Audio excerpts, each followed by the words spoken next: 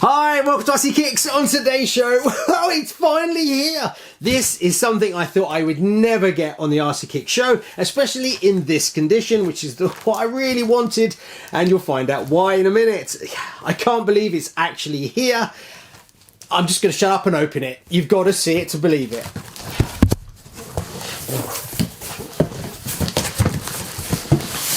Look! It's a blazing blazer! Ah!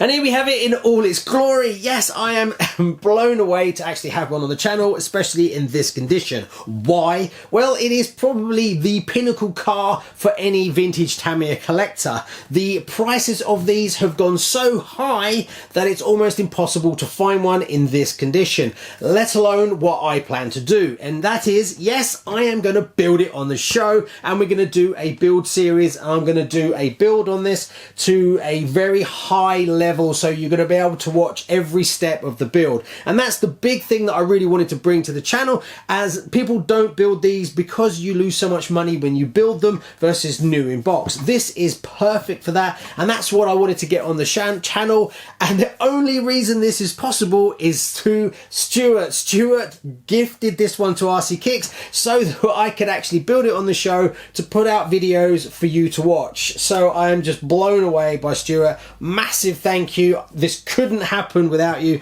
There's no way RC Kicks in the current size could ever fund a project like this. And this one is going to take center stage here, and that's where it's going to live. This one won't be sold.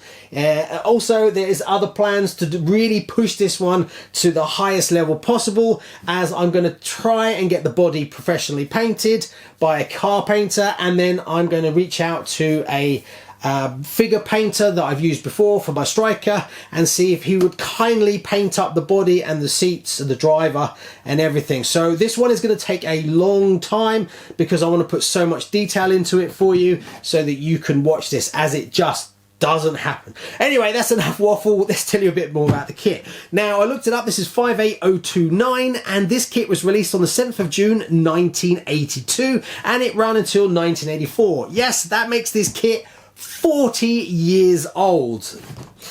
Yeah, so it's been sitting in this box quietly waiting to come on the RC Kick show for the best part of 40 years. Now, it comes with a 3-speed transmission, and this particular kit, from what I can work out, started out live in Japan, obviously where it was made, and it was actually put up for sale in Japan, as there is a yen sticker price on the side from a shop. Now, I looked up the price, and it's 29,700 yen, which roughly translates to £189.09. But if you take that into the year that it came out, which was 1982, so this came out between 1982 and 1984, so there was a bit of a fudge room there. But if you readjust that price for inflation, you're currently looking at £709.75. So back in the day, this was a very expensive kit anyway. Now, back then, I don't remember this kit at all. I was more around the Porsche 959 Falcon era, so this would have been slightly ahead. This would have come and gone, I think, before I kind of got into it, as I was only 7 years old when this came out, and it was gone when I was 9 years old. And I think I got into RC around the 12, 13. So that's why I don't know this kit at all. But obviously I know a lot about it now, as it's one that I think we all really wish we could have. So there we go. Anyway, right, let's open it up. I think I've covered pretty much everything. So the presentation on this one was, yes, it was a high-end kit even back in the day. I don't know if I can get that in there. It's such a big box. So on this side, we have all the blister packs and so much metal. This kit is insanely heavy. So we've got the front and rear axles, and then we've got some hubs, and then we've got some other bits and pieces. No bearings, still no bearings. So I'm gonna have to replace them. But the uprights are metal. Then we've got all the electronics. I'm gonna put all the vintage stuff in it if I can as well. I'm gonna use the mechanical speed controller. Now the body. Look at that. It's actually quite large. So the plan is with this, I'm going to see if I can get it professionally painted so that it's got a beautiful black finish on it. But I'm going to get them to leave out the seats. So hopefully my professional painter can paint the seats up to make it look like they're like proper seats. Oh, I don't know if I can get it out. There we go. See, it's all pretty much perfect. And then that's just the other part, which is the tray that sits underneath. So to get one that's got both tabs, these tabs are very brittle and they're very easy to snap off. So that's one thing that I always see. Then just to see everything.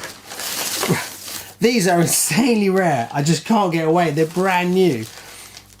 So to have all this painted up as well, get it done really, really nice. That's the center section, and then you've got this like artwork inside. And then on this side we have, what do we have here? So it's got all the electronics. You're supposed to have 3 servos on this one. So I will do the 3 servos, but I don't know if it's worth doing vintage servos. I don't know. Comment below, let me know. Do you think I should put vintage electronics in it? Yes, I'm going to use the mechanical speed controller, but do you think I should still put a receiver and the servos that should have been in it? Comment below, let me know. Then what have we got here? So we've got the roll bars. It's funny to see the roll bars are very much like the Wild one, where you actually screw them in. So it's exactly the same sort of style. And then you've got some bumper uprights, which are a bit more like the ones you see. Oh, I've taken it off on here. Then we've got the driver. It's a full driver, basically from the knees up. So yeah, getting this painted up would be, and the steering wheel as well. Oh, that steering wheel would go really well on my Night Customs, but I'm not stealing it. So really, it's sending this off to be painted. Also, you have the choice of a driver with a helmet and a driver with just his hair. I wonder if it's worth getting them both painted up so that you could actually put a second person in it. I honestly don't know. I might look into that, because 2 people in it. I've seen one that's been done like that, and it looks really good, but I think it might get a bit expensive having a pro painter do that.